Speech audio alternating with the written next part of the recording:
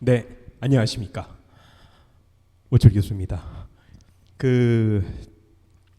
제 4주차 강의를 온라인으로 하는데요.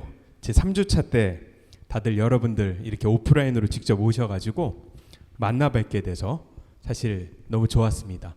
계속 사실 오프라인으로 진행하고 싶은데 저는 별로 이렇게 코로나 신경 안 쓰는데 학교에서 좀 부담스러운가 봐요. 매번 부르니까. 네, 그래서 오신 분들한테는 다 이렇게 서로 인사드렸고 말씀을 드렸다시피 중간고사 이전까지는 우리 협상론하고 뭐 이런 얘기 좀 하고요. 중간고사 이후에는 그 무역 협상 이런 거랑 관련한 그 논문을 어떻게 실제로 쓰는지 여기에 좀 집중해서 하고 싶고, 그 다음에 말씀드렸듯이 여러분들도 그 기말에 물론 중간 시험은 제가 간단히 보겠고요. 기말에는 간단한 그 페이퍼를 텀 페이퍼를 이렇게 제출하는 걸로, 네. 그리고 중간에 좀 발표도 하고 이렇게 진행하려고 합니다. 저희 이 수강 신청한 공식 인원은 9명이에요.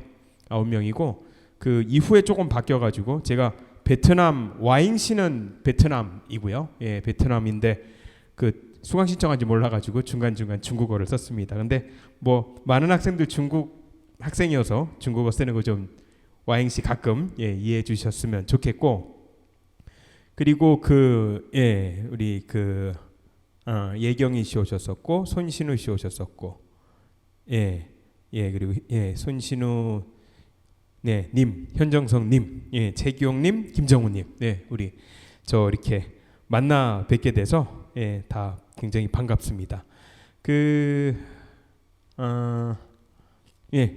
좀 열심히 오셔서 따라오셔서 뭔가 좀 얻어갔으면 좋겠고요. 그 다음에 연락 안 되는 사람이 과카스하고 왕금암하고 서움 요 세 학생인데 전화가 잘 안 되더라고요. 해보니까. 그래서 혹시 연락되면 저한테 메일 주세요. 메일 주십시오. 어떻게 된 건지 알아야지 제가 그 학점을 뭐 잘 주든지 아니면 뭐 어떻게 주든지 아마 이렇게 할 것 같습니다. 자, 그래서 만나서 반갑고요. 오늘은 제 4주차입니다. 이 4주차 이후에는 우리 추석이죠, 그죠?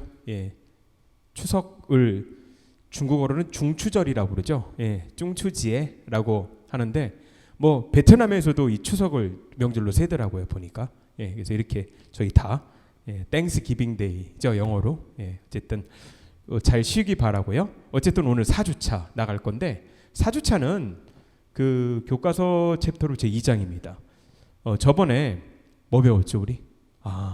협상이라는 게 참 모습이 뭐냐 배웠죠? 기억나시죠? 그리고 협상의 5대 요소. 5대 요소는 기억하십시오. 중간고사 때 제가 냅니다.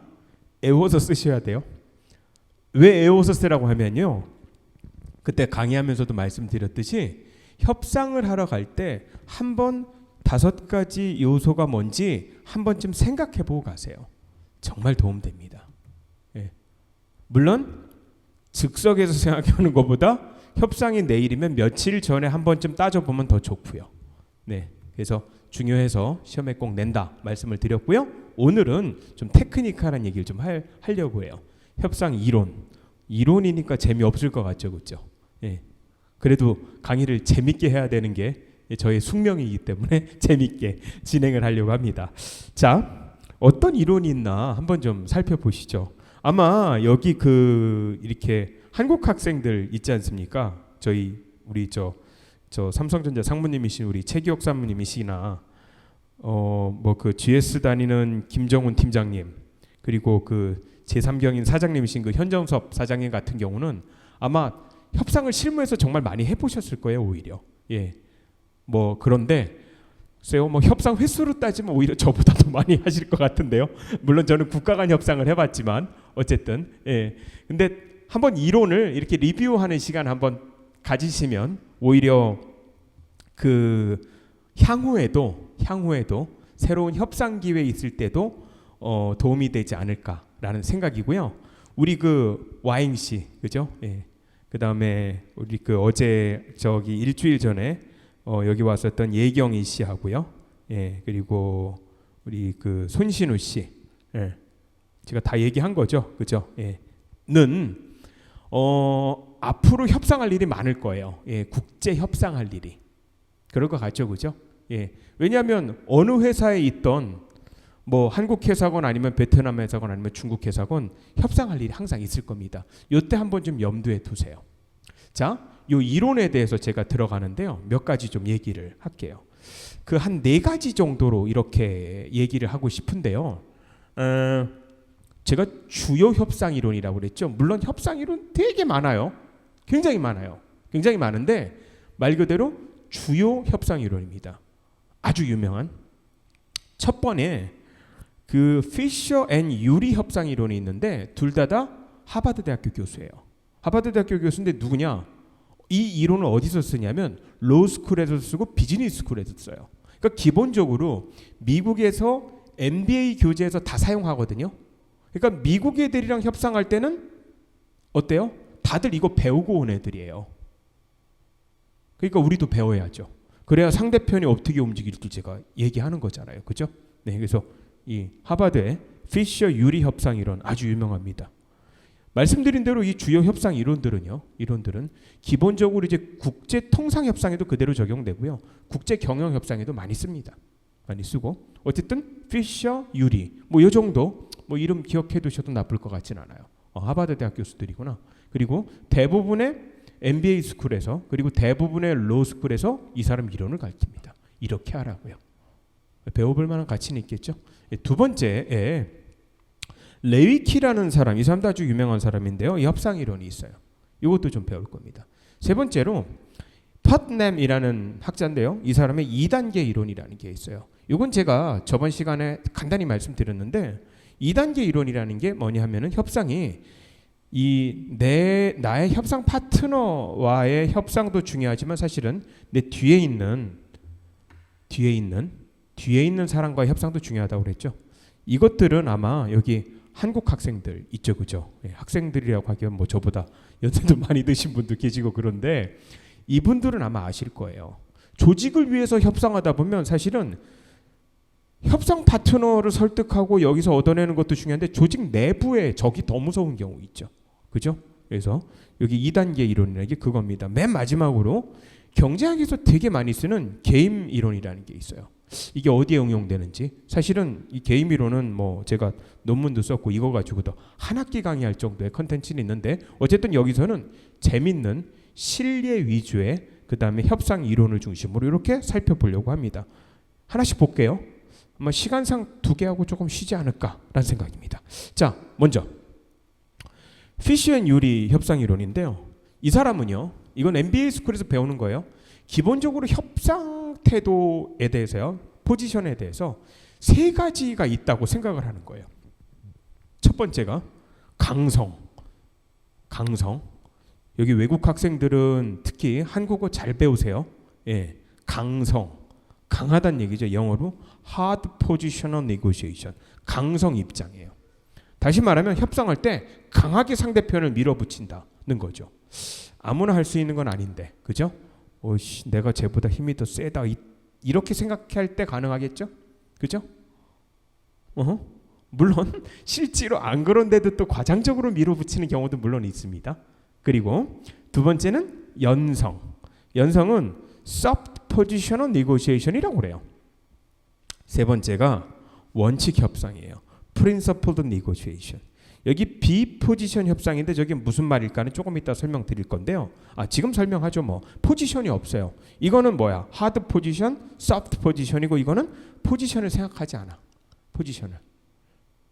여러분 이거 셋 중에 어느 게 좋을까요? 이렇게 객관식으로 고르라면 뭐 고를 것 같아? 이거 고를 것 같은데, 그죠? 이게 좋아 보이잖아. 맞아요. 일단 답이야. 자, 결론부터 얘기하고 디테일한 얘기할게요. 그래서요.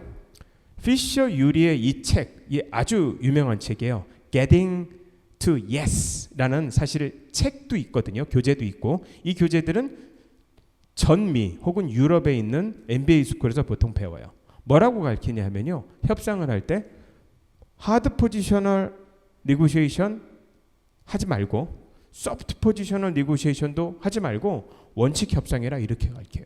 이렇게 갈게요. 되게 중요한 얘기인데. 그리고 실제로 이게 좋아요. 여러분들 여기서 이제 이렇게 놓고 보면은요. 여러분들은 어떤 협상 갈 것 같아요? 의외로요. 정말 의외로 실제로 협상하다 보면 여러분들 거의 연성 입장이에요. 의외로 그래요. 왜 그런지는 조금 이따가 말씀드리겠습니다. 자, 이걸 가지고 좀 구분해 볼게요. 이 세 개를요 어떤 입장에서 볼 거냐 하면요, 외우실 필요 없어요. 그냥 이론으로서 배우시면 되고요. 말씀드렸듯이 원칙 협상이 중요하다. 원칙 협상이 뭐냐 위주로 아시면 됩니다. 자, 보시면 그러니까 7개 이제 각도로 한번 이거를 좀 보려고 그래요. 그러니까 예를 들면 7가지 예죠. 상대편에 관한 인식 관점에서, 협상의 목적 관점에서, 합의에 대한 인식 관점, 관계, 협상 포지션, 변화 입장에서, 협상자의 태도 입장에서, 협상 전략의 입장에서 한번 보자는 건데, 자, 훨씬 잘 보이는데요. 제가 안경을 벗었죠, 그죠? 예, 아마 여러분들 그 수업 시간에도 보통 안경을 벗고 다녀요, 제가. 예, 눈이 되게 좋은 편인데 누가 그러더라고요. 이렇게 안경 벗으면 무식해 보인다고 그래가지고 안 웃겼죠. 그래서 사실은 이렇게 공식적인 자리 가면 보통 안경을 써요. 예, 근데 말씀드린 대로 눈은 되게 좋아요. 예, 그래서 이게 편하게 안경 쓸 걸 그랬나? 예. 자, 강성, 연성, 원칙 협상 3개가 있죠. 보실래요? 여러분, 강성 입장부터 이렇게 쭉 봐볼게. 강성 입장은요, 일단 협상을 하잖아요. 그럼 협상 상대편을 뭐냐면 적으로 보는 거야. 적으로 보고 그 다음에 상대편을 잘 믿지 않아. 협상 목적이 중요해요. 승리야. 그죠? 승리야. 그리고 협상에서 뭔가 뺏어내야 돼. 이러려면 합의 대가로 일방적인 양보를 요구합니다. 그죠? 그리고 당연히 관계를 담보로 양보를 요구하는 경우도 많아요. 여러분. 그죠? 우리 여기까지 이렇게 읽어보니까 누구 생각 안 나나? 누구 생각 안 나요? 아마 우리 중국 학생들이나 베트남 학생들은 생각이 안 날 거고 우리 한국 학생들은 생각이 딱 나. 누구 생각 안 나요? 누구 생각 안 나냐고요? 북한이잖아, 북한. 그치? 우리 남북한 협상할 때마다 이거 관계담보로 양보 요구하잖아요?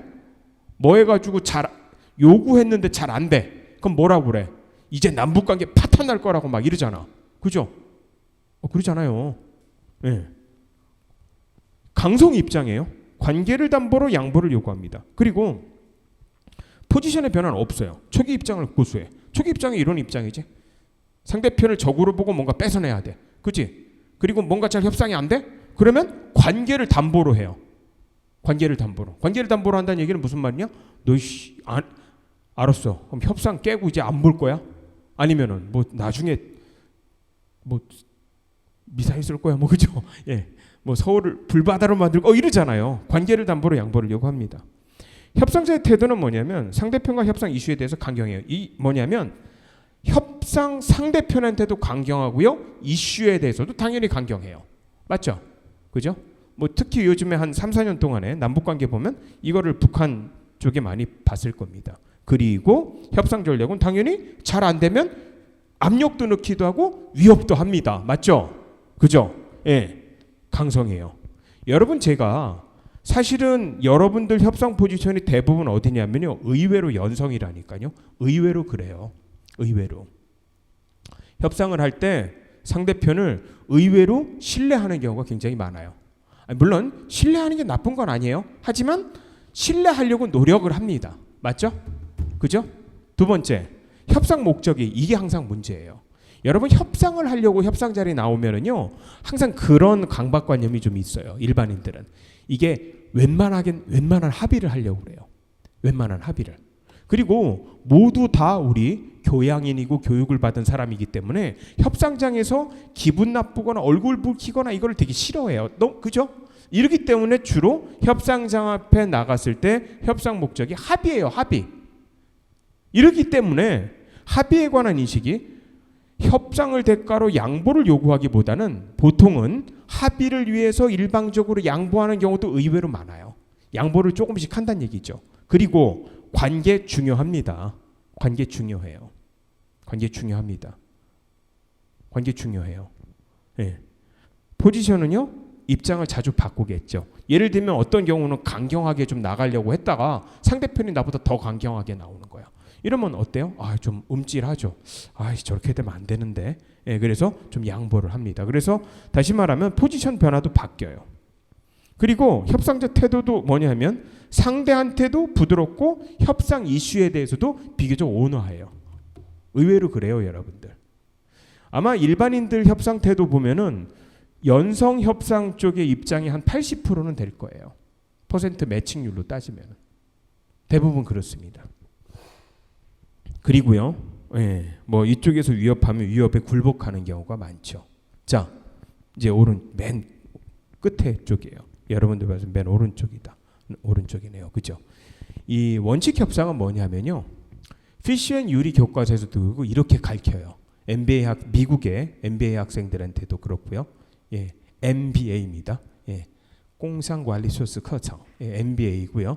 그 다음에 그 로스쿨한테도 변호사들한테도 예비 변호사들이죠. 이렇게 가르칩니다. 뭐라고 하냐면요. 여러분 이거 잘 보세요. 상대편을 뭐라고 보냐면요. 상대편을 적으로 보지도 않고 친구로 보지도 않아요. 그냥 아무 편견 없이 본다는 얘기죠. 문제 해결자예요. 그냥 신뢰 여부와 상관 없이 협상을 진행합니다. 제 평소에 친했으니까, 아니면 뭐 우리나라한테 우호적인 나라니까 국제 협상을 할 때 이렇지 않아요. 그냥 아무런 중립적인 입장으로 상대편을 바라보죠. 여러분 이런 면에서 조금은 동양적 입장이 아니겠죠. 우리 보통 그 국제 협상할 때도요, 우리 베트남도 마찬가지고 중국도 마찬가지고 비슷한 게 있어요. 동남아, 우리 동아시아, 그죠? 동아시아끼리. 그죠? 크게 보면 동남, 동북아시아니까 동아시아겠죠. 뭐냐면 기본적으로 이렇게 릴레이션십을 중시해요. 그래서 저희 베트남 가도 그렇고요. 제가 과거에 교수하기 전에 기술보조기금 자문이었었거든요. 그때 정부 관계자들이랑 베트남을 간 적이 있는데도 베트남 관청 사람들이 굉장히 환대해 주더라고요. 그리고 같이 밥도 먹어요. 그리고 중국 협상하고 제가 베이징 가거나 아니면 베이징에서 왔을 때도 당연히 이제 밥도 사고 술도 한잔 합니다. 이게 관계라는 어떤 이런 거를 중시하는데 의외로 미국 애들이 이런 게 별로 없어요. 말씀드린 대로. 아마 이렇게들 교육을 받아서 그런 것 같아요. 그러니까 상대편을 친구로 보지도 않고 또 적대로 보지도 않아요. 그냥 그러니까 회의 온 당일날 미국에서 협상단 오면 예를 들면 오전 비행기로 오면 오후부터 회의해요. 그냥 뭐 점심 만찬 뭐 이런 거 없어. 점심 그냥 샌드위치로 먹고 각자 알아서 먹고서 오후에 만나서 그냥 회의 시작. 끝. 이렇게 뭐 좀 높은 사람들 보면 이렇게 그 단상에서 이렇게 서로 처음에 코멘트 정도 이렇게 간단히 해요. 그리고서 회의 시작하죠. 회의 시작합니다. 협상 목적은 이게 중요해. 합의가 아니야. 현명한 합의예요. 만약에 현명한 합의가 안 되면 어떻게 된다는 얘기야? 협상 깬다는 얘기예요. 이 잘 우리 정서에 안 맞죠. 그죠? 얘들 의외로 그래요. 여러분 이거는 조금 국제 협상이지만 트럼프 협상하는 거 보셨죠? 김정은이랑 하노이에서 만났잖아. 그죠? 협상 방안을 들고 갔죠? 물론 거기서 억지로 협의할 수도 있었어요. 물론 추상적으로. 하지만 그렇게 안 하잖아요. 협의 안 되니까 그냥 깨죠. 깨고 오잖아. 물론 국내에서 일부 언론에서, 국내라는 건 미국 국내예요, 비난은 했었어도 현명한 합의가 안 되면 협상 깨지는 거예요. 협상 깨지는 거예요. 협상 깨지는 거예요. 현명한 합의입니다. 합의에 관한 인식 아까 말씀드렸죠. 일방적으로 양보 요구를 안 하고 일방적으로 양보하지도 않아요. 이게 되게 중요한데 상호 이득이라는 거죠. 뮤추얼 인터레스트를 추구해요. 그리고 이거를 만들기 위해 사실 노력을 합니다. 여러분 여기서 현명한 합의라는 건 뭐냐면 예를 들면 우리의 전략적인 어떤 핵심 가치를 양보하진 않아요. 하지만 협상 과정에서 어떤 새로운 이슈가 생기면 그거를 달성하기 위한 어떤 다른 제2, 제3의 아젠다들을 제시할 수도 있는 거죠. 이게 바로 뭐냐면은 상호 이득이라는 mutual interest라는 겁니다. 이거를 추구합니다. 자, 관계요. 관계로부터 협상을 분리해요. negotiation from relationship이죠. 예, separate래요, 두 개를. 그래서 아까 말씀드렸듯이 뭐예요? 뭐 둘이 서로 친하고 개인적으로 이거 별로 중시한 팩터는 아니라는 거죠. 뭐 이러기 때문에 많지 하늘에서 뭐 작년에 봤지 뭐 이런 거 잘 안 해요. 말씀드린 대로. 예. 관계는 관계고 협상은 협상입니다. 트럼프는 입만 열면 그쵸, 입만 열면 그런 소리 많이 하죠. 북한에 대해서 김정은이랑 친해? 뭐 관계 좋아? 이렇게요. 하지만 협상장에서는 다른 얘기를 하는 거죠. 뭐 개인적으로 뭐 친서를 주고받고 뭐 악수를 하고 뭐 아마 약간 서로의 그 마초 기질이 있어서 둘이 서로 비슷할 수는 있다고 트럼프도 호감을 가질 수도 있어요. 김정은한테. 하지만 협상장에서는 관계나 협상은 두 개를 분리한다는 거죠. 이해 가시죠? 하노이 회담 때도 뭐 친해. 친서도 주고받고 관계 좋아. 뭐 악수도 할 수 있어. 그지? 예. 근데 협상이 안 되면 결렬인 거지 뭐. 그죠? 예. 그렇습니다. 이렇게 가르쳐요. 이렇게 가르쳐요. 미국 비즈니스 스쿨과 MBA 스쿨에서. 예. 이렇게 가르쳐요. 이렇게 하라고요. 저렇게 하고 있구나라는 거죠. 포지션은 말씀드린 대로 입장 중시하지 않습니다. 협상 이득에 초점을 맞춰요. 협상 이득에 초점을 맞춥니다. 그래서 아까 말씀드린 대로 상호 이익, 협상 이익 이게 항상 관심사라는 거죠. 협상 태도도 북한처럼 남북 문제처럼 물론 북한이 중국이랑 협상하거나 미국이랑 협상할 때는 이렇게 안 하겠지만 우리나라랑 협상할 때는 이상하게 이렇게 강경한 태도죠. 만만한가 봐. 어쨌든 그렇고 뭐 이렇게 연성이나 이게 아니고요. 이렇게 가르쳐요. 협상 이슈에는 강경합니다. 하지만 말씀드린 대로 상대편은 부드러워요. 여러분 다시 하노이로 가볼게요. 하노이 회담 기억하시죠? 그죠? 김정은이랑 트럼프랑 얼굴 붉혔나요? 그렇진 않아요. 트럼프도 나이스했어요. 나이스했어요. 지금 여러분 회고록들을 보면 다 그런 것들을 뒷받침하는 자료들이 나죠. 나이스했어요. 뭐 협상장에서 뭐 얼굴 붉히고 막 이런 거 안 하잖아요. 뭐 미국이라고 해서 갑질했나 뭐 이것도 아니에요. 그죠? 나이스해요. 상대편한테. 하지만 아까 말씀드린 대로 이슈에 대해서는 강경해요. 당시에 미국이 북한한테 요구한 게 5개 부지를 찍었었죠. 아시는지 모르겠지만 이거 다 폐쇄해라 이렇게요. 그러니까 저쪽 북에서 뭐라고 했었어요. 야, 영변만 폐쇄할게. 거기가 최대 시설이야. 그리고 거의 다 핵 다 있어. 나머지는 없어. 뭐 이렇게 협상을 했죠. 근데 안 굽히잖아요. 협상 이슈에 대해서는 강경하다니까요. 의외로. 그리고 상대편한테 부드러워요. 여러분 이거 되게 중요해요. 왜 중요하냐고? 상대편한테 부드러워야 다음에 또 만나지. 그죠? 여러분 우리는 가끔 그 협상을 하면서 협상 이슈랑 상대편이랑 구별을 잘 못하는 경우가 있어요. 근데 미국 MBA 스쿨이나 유럽의 MBA 스쿨 그다음에 로스쿨에서 뭐라고 가르쳐요? 이렇게 가르쳐요. 이게 사실 현명하고요. 이슈에는 강경할 수 있죠. 하지만 상대편한테는 부드러워요. 그래야 또 만나지.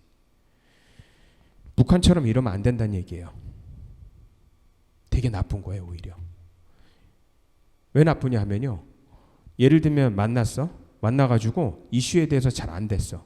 그러면 북한 협상 어떻게 해요? 막말하죠.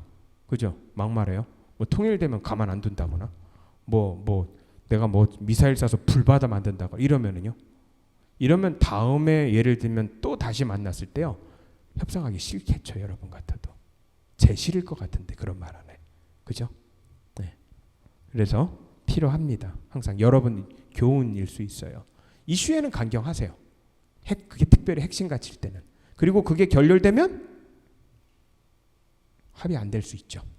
왜냐면 목표 자체가 현명한 합의니까. 근데 아까 말씀드린 대로 협상 대상한테는 부드럽게 하십시오. 협상이 깨졌다고 막말할 필요는 없다는 얘기죠. 이해가시죠? 그죠? 여러분 이게 원칙 협상입니다. 원칙 협상이 영어로 뭐라고요? 영어로 어디 갔어? 영어로 여기 있다. 그죠? Principled Negotiation이에요. 영어로 Principled Negotiation입니다. 이렇게 하라고 교과서에서 가르칩니다. 그래서 협상 이슈에는 강경하고 상대편은 부드러운. 협상 전략은요, 말씀드린 대로 이성에 따를 뿐 압력에 굴복하진 않아요. 이렇게 뭐 위협하거나 압력하거나 해도요, 예, 별로 이렇게 굴복하지 않는 게 협상의 좋은 자세입니다. 예, 아시겠죠, 그죠? 나중에 우리 협상의 시뮬레이션을 할 일이 좀 있을 것 같아요, 그죠? 예, 그러면 요거 원칙 협상입니다. 이렇게 가르칩니다. 이게 뭐냐 하면요, 이게 그 피셔 유리 협상 이론이에요. 이 사람들은 물론 어려운 교과서들도 있지만 일반인들이 읽는 책도 하나 냈어요. Getting to Yes라는 이런 책도 냈습니다. 자, 우리 두 번째 이론 한번 보실까요? 좀 교훈은 있죠, 맞죠? 의외로 우리가 연성 입장인 경우가 굉장히 많아요. 협상할 때 그렇습니다.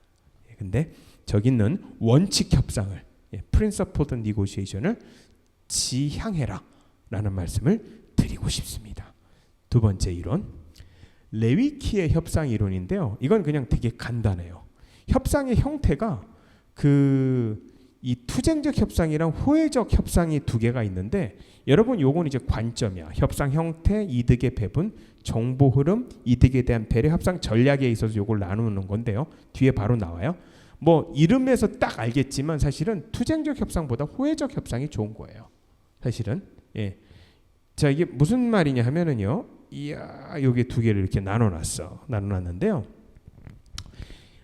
투쟁적 협상은 distributive negotiation이라고 그러고, 호혜적 협상은 영어로 integrative negotiation이라고 그래요. 자, 협상을 할 때 우리는 대개 이렇게 생각을 하죠. win-lose라고요. win-lose 게임을 우리는 제로섬 게임이라고 합니다. 제로섬 게임은 뭐냐면 윈에서 5개를 뺏어갔어 제가. 그럼 제가 5개 마이너스죠. 더하면 0이야. 제로섬 게임이라고 그래요. 협상을 이렇게 봐요. 이런 거를 뭐라고 그러냐면 피자 나누기. 그래서 피자 커팅이라고 그래요. 앞에 fixed가 붙었죠. 왜냐면 피자가 정해져 있어. 이걸 어떻게 나누냐. 다시 말하면 내가 많이 가져오면 상대편이 적게 가져가는 거죠. 이런 협상이 되게 이런 협상들이에요. 정보는 당연히 서로 공개 안 하겠고요. 상대편의 이득에 대해서는 당연히 자기 주장만 하겠고요. 당연히 피자 커팅이고 제로섬 게임이니까 아무래도 협상할 때 비도덕적이고 기만적 술책을 쓰는 경우 굉장히 많아요. 근데 협상이요, 성격이 오른쪽에 있는 호혜적 혹은 이게 결합적 협상이 되면은 윈 루즈가 아니고 윈 윈으로 갈 수도 있다는 거예요. 플러스 플러스로 갈 수도 있겠죠. 그럼 합하면 0이 아니야. 이런 거를 positive sum game이라고 그러고, 여기가 피자 커팅이라고 하면 여기는 피자 쿠킹이에요. 피자 메이킹이야. 예, 라저 피자 메이킹이야. 서로 협조해서 협상 이득을 더 늘리자는 거죠. 자, 협상의 성격에 따라 왼쪽이 있고 오른쪽이 있는데요. 당연히 오른쪽으로 협상이 쉬워요. 이런 게 맞겠죠, 그죠? 서로 피자 같이 만들어서 나눠 먹자는 거잖아. 맞죠? 예. 근데 밑에 잠깐 얘기하겠지만 어떤 경우는 물론 협상의 성격이 정해져 있지만요. 똑같은 협상을 놓고 보고 관점이나 아니면 어떻게 큰 방향을 트냐에 따라서 투쟁적이 될 수도 있고 호혜적이 될 수도 있습니다. 사실은. 그렇습니다. 말씀드릴 거예요. 예, 정보는 공개하고요. 그 다음에 상대 이득은 상대 요구사항과 입장을 이해하려고 일단 합니다. 뭐 협상 전략이 비도덕적이고 기만적이라면 오른쪽은 도덕적이고 협조적인 전략을 쓰지요. 자, 여러분 요거 보세요. 제가 아까 말했듯이 이게 두 개가 딱 나눠진 건 아닌 게요. 우리 노사 협상하죠. 여러분들 여기 대표님 계셔가지고 잘 알 텐데 노사 협상도 이끌으셨을 테니까, 그죠? 예, 노사 협상할 때요. 노사 협상할 때 사실은 경우에 따라서는 이런 경우로 흐르고 경우에 따라서는 이런 경우로 흐릅니다. 사실은. 예. 과거에 한때 좀 이런 경우가 좀 있었는데 요즘 좀 사회가 좀 이상하게 되는지 오늘 신문 보니까 그게 났던데요. 원래 그 노사 관계가 이렇게 되게 좀 투쟁적으로 배분적으로 가는 게 현대자동차가 노조가 좀 강성이거든요. 근데 오늘 현대자동차 노조랑 그 다음에 사측이랑 회사랑 합의해가지고 이렇게 딱 악수하는 게 이렇게 경제신문에 났더라고요. 뭐냐면 내년도 임금 동결하기로 이렇게요. 뭐 나름 노조도 큰 결정한 거죠. 그리고 회사도 노력했겠죠. 설명했겠죠. 여러분 현대자동차 당연히 어렵겠죠. 그죠? 글로벌하게 잘 안 팔리잖아요. 특히 락다운을 심하게 실시하는 나라들은 자동차를 어떻게 사겠어요? 당연히 경기도 안 좋고 돌아다니지도 말라면서. 그러니까 어렵죠? 예, 그래서 이렇게 서로 임금 동결하기로 합의를 했더라고요. 예, 11년 만이랍니다. 어쨌든 훌륭하죠. 그래서 말씀드린 대로 노사가 투쟁적 협상을 하느냐 호혜적 협상을 하느냐는 거는 사실은 협상 이득을 보는 어떤 그런 차이예요. 다시 말하면 노사가 뭐야 회사가 작년도에 1,000억 벌었어? 그러면 나눠야지 우리. 야 우리 임금 올려줘. 이게 아니고 그죠? 이게 아니고 작년에 1,000억 벌었어? 그러면 올해 1,500억을 아니 올해는 더 열심히 일해서 1,500억 벌어가지고 조금 더 나눠주면 되겠네. 그죠? 뭐 이게 일종의 피자 메이킹이 된다는 거죠. 그래서 이거는 말씀드린 대로 이게 이 똑같은 사안을 가지고도 이 투쟁적으로 갈 거냐 호혜적으로 갈 거냐 뭐 이런 성격의 차이가 있다는 거를 말씀드립니다. 어쨌든 오늘 신문 보면서 그래도 이렇게 항상 요즘에 좀 노사관계가 투쟁적이죠. 요즘은요, 그죠? 예, 민주노총 그죠?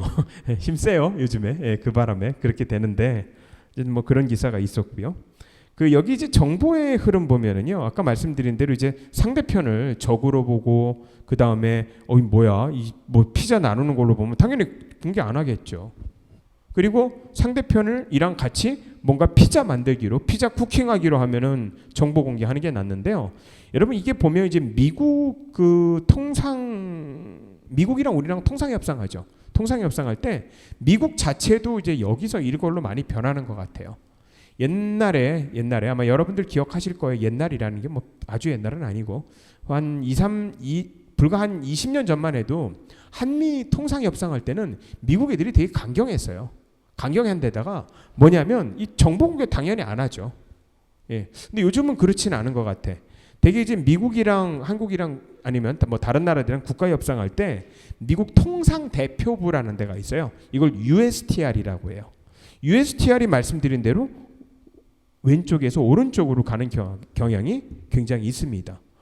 예전에는 뭐 당연히 여러 정보들을 다 이렇게 가리고서 협상하고 우리 전략이 노출되지 않을까 그랬는데 요즘은 전략도 다 가르쳐줘 오히려. 그리고 협상 누구 나올지도 다 홈페이지에 공개해. 그리고 우리의 목표도 다 공개해. 원하는 게 뭐다도 다 공개해요. 이렇게 협상해요 오히려. 예, 그래서 이런 경향들이 강해요. 그래서 말씀드린 대로 이제 홈페이지에 모든 정보가 다 공개되어 있습니다. 뭐냐면 미국 통상정책 기조, 통상이득, 협상 뭐 상대에 대해서 어떻게 이해하고 있다까지 다 공개를 하는. 그래서 그게 아무래도 통상협상이라는 게 과거에는 뭐냐면 뭐 쟤들 뭐 무역 압력 넣어가지고 우리 시장을 더 넓히자 이런 입장이었는데 사실은 많이 변했어요. 미국도. 예. 뭐 트럼프 행정부들도 조금 더 이렇게 왼쪽으로 좀 거칠게 오는 방향들이 있지만 통상적으로 이제 오른쪽으로 많이 가는 경향들이 있다라는 겁니다. 이게 레위키 협상 이론인데요. 우리에게 어떤 교훈이 있죠? 이거는 아까 이건 교훈이 있었잖아. 되도록이면 원칙 협상하자. 이 중요한 교훈 아니야. 그치? 중요한 교훈이죠. 그죠? 예. 그리고 항상 현명한 합의라는 게 중요하고 핵심 이득이라는 게 중요한데 이게 상충될 때는 협상이 깨져도 돼요. 그죠? 예. 그리고 상대편에는 강경하지 말자. 이슈에는 강경할 수 있다는 거죠. 왜? 또 볼 수도 있잖아요. 그죠? 자, 우리 여기서는 어떤 교훈을 얻을 수 있죠? 레위키 협상 이론에서는. 예. 레위키는 협상 이론에서는요. 말씀드린 대로 말씀드린 대로 상황을 되도록이면 이쪽으로 끌고 가는 게 더 낫다는 거예요. 피자 메이킹으로요. 아까 노사관계 말씀도 드렸잖아요. 그죠? 네. 그래서 이런 교훈을 우리에게 줄 수 있습니다. 자, 여기 퍼트남의 2단계 게임부터는요. 또 이게 30분 막 넘어가고 사실 온라인 강의가 훨씬 저는 강의하기 뭐 재밌는데 아마 듣는 사람들은 힘들 거예요. 실제로 보면서 얘기하면 더 좋은데 집중도 안 되고 그래가지고 저희 잠깐 쉬었다가 나머지 진행하도록 하겠습니다. 잠깐 쉴게요.